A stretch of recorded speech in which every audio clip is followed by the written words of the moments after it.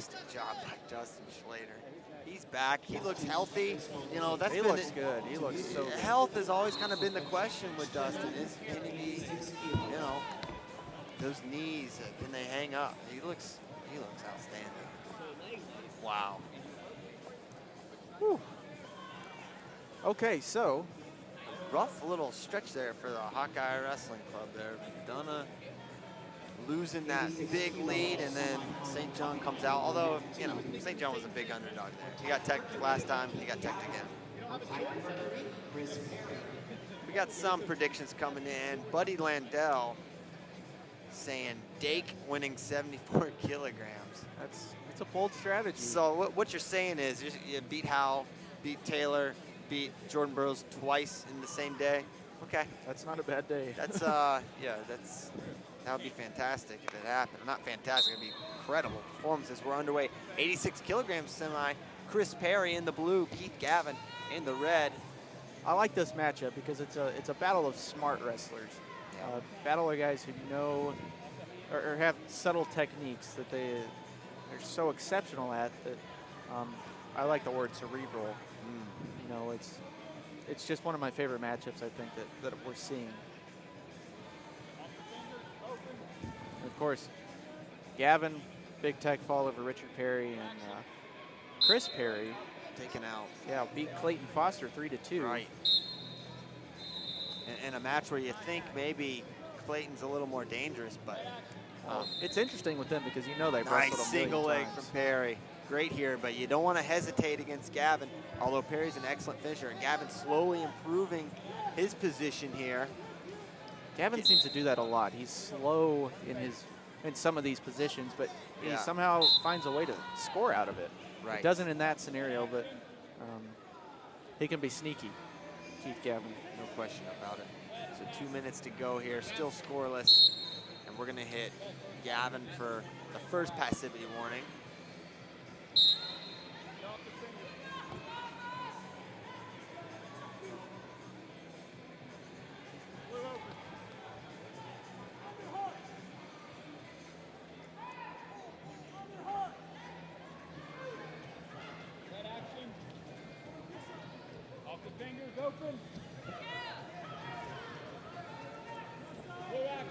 So underhook there for Gavin. Gavin now an assistant coach at UVA. Perry training at Oklahoma State still. He's a hometown boy from Stillwater. So we've got one passivity apiece. We're going to have another one in the next 20 seconds. See if Gavin can get to his offense here. We've seen Perry fire off that single. We'll see what Gavin can do from this position. Now, looks like they're going to put Chris Perry on the shot clock to open things up in the first period.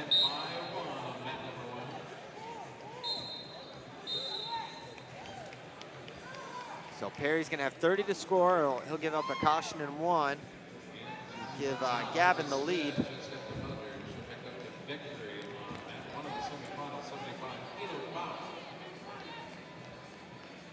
And on deck this mat, Reader Ruth.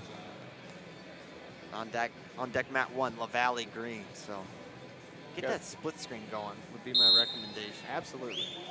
Caution against Perry. 1 point Gavin. Again, very early on here in this one. We've only seen one shot attempt. That was from Chris Perry. Got stuck underneath, but no points as a result. Gavin sat and waited back against the other Perry, Richard.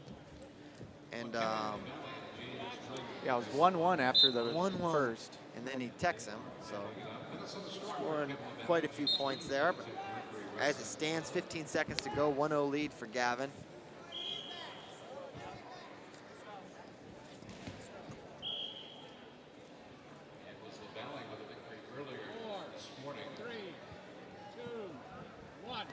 And that'll do it for the first 1-0 lead. Keith Gavin at the break. Gavin cornered by Jamil Kelly, Esposito, and Mark Perry. Chris' brother in his corner. Yep, a very technical match is what you're seeing right now. And it's going to be a matter of inches, a matter of who makes this tiny adjustment here in the second. So we'll See what these two have in the last 3 minutes with a berth in the Challenge Tournament Finals on the line. Mats 1 and 3 will be used for consolation matches. So there'll be no break between the completion of our semifinals and the start of the Now, Gavin, of course, one of these established guys. He was a world team member in 2013. He wrestled in Budapest. Wow. Yep. Couple-time U.S. Open champ.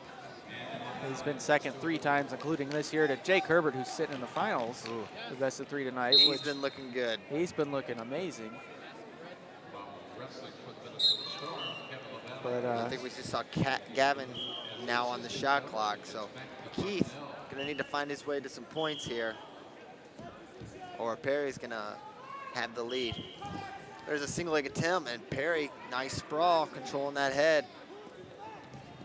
Oh, what a drag, and that's what Gavin's known for. He's gonna put him down. So slick, so subtle. Yep. 3-0 lead now for Keith Gavin. He's going to work on top. We saw that high gut earlier. He's got that figure 4. He's got a leg in, cross body, and they'll come up, and Perry frustrated. Yeah, you see he's mad. That changes the entire dynamic of this match. You got to score 3 points on Keith Right, Gavin. you're looking at a 1-1 where you have the lead by criteria, and now you're down by 3. So not only do you have to get 1 takedown, you're going to have to get multiple scores. High crotch attempt there from Perry.